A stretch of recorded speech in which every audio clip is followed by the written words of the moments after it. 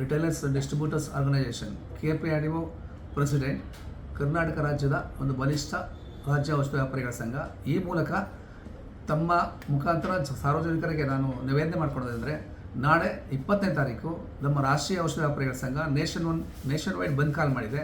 ಅದಕ್ಕೆ ನಮ್ಮ KPIDO ಸಂಸ್ಥೆ ಬಂದ್ಗೆ ನೈತಿಕ ಬೆಂಬಲ ಕೊಡ್ತೀವಿ. ನೈತಿಕ ಬೆಂಬಲ ಅಂದರೆ ಏನು, ಅವರ ಇಶ್ಯೂ ಪರವಾಗಿದ್ದೀವಿ ಅಂತ ಅವರ ಹೋರಾಟಕ್ಕೆ ನಾವು ಬೆಂಬಲ ಸೂಚಿಸ್ತಾ ನಮ್ಮ ಕಪ್ಪು ಪಟ್ಟಿ ಧರಿಸಿ ಎಂದಿನಂತೆ ನಾವು ಔಷಧ ವ್ಯಾಪಾರದಲ್ಲಿ ನಿರತರಾಗಿರ್ತೇವೆ.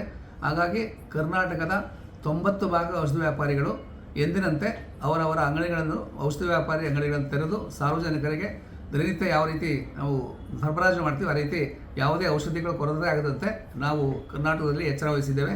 ಕಾರಣ ಏನಂತೆ, ತಾವು ಕ್ವಶನ್ ಕೇಳ್ಬೋದು, ಈ ಫಾರ್ಮಸಿ ಏನು ಹೋರಾಟಗಳು ನಡೀತಾ ಇದೆ, ನಿಮ್ಮ ಬೆಂಬಲ ಯಾಕೆ ಕ್ಲೋಸ್ ಮಾಡ್ತಾ ಇಲ್ಲ ಅಂತ. ಏನು 2018 ಡ್ರಾಫ್ಟ್ ರೂಲ್ಸ್ ಬಂತು, ಅದಕ್ಕಿಂತ ಮೊದಲೇ ನಮ್ಮ ತಂಡ ಈ ಫಾರ್ಮಸಿ ಅಗೇನ್ಸ್ಟ್ ಹೋರಾಟ ಮಾಡಿದ ಒಂದು ಕೀರ್ತಿ ನಮ್ಮ ತಂಡಕ್ಕೆ ಸಲ್ಲುತ್ತೆ. ನಂತರ ನಮ್ಮ ರಾಷ್ಟ್ರೀಯ ಸಂಘ ತಗೋತು.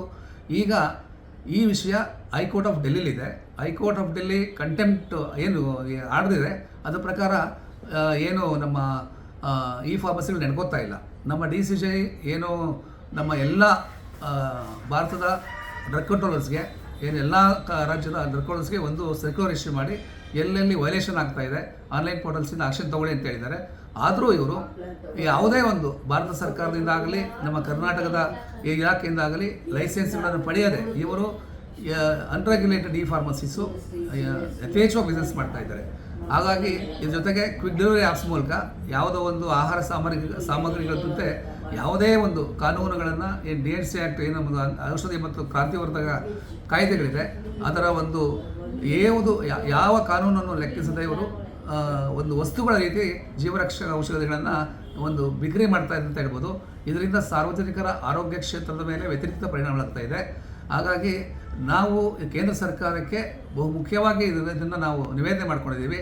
ಇತ್ತೀಚೆಗೆ ನಮ್ಮ ಈ ಒಂದು ಗೌರ್ಮೆಂಟ್ ಸರ್ಕಾರದಲ್ಲಿ ನಮ್ಮ ದಿನೇಶ್ ಗುಂಡೂರಾವ್ ಅವರು ಅಧಿಕಾರ ವಹಿಸ್ಕೊಂಡ ಮೇಲೆ ಆರೋಗ್ಯ ಮಂತ್ರಿಗಳಾಗಿ ನಮ್ಮ ಆಹಾರ ಮತ್ತು ಸುರಕ್ಷತಾ ಇಲಾಖೆ FD ಅಂತ ಹೇಳ್ತೀವಿ, ಅದಕ್ಕೆ ಆಯುಕ್ತರಾಗಿ ಶ್ರೀನಿವಾಸ್ ಸರ್ ಬಂದಮೇಲೆ ಏನು ರೆವಲ್ಯೂಷನ್ಸ್ ಆಗಿದೆ, ರೆವಲ್ಯೂಷನರಿ ಕೆಲಸ ಮಾಡ್ತಾ ಇದ್ದಾರೆ.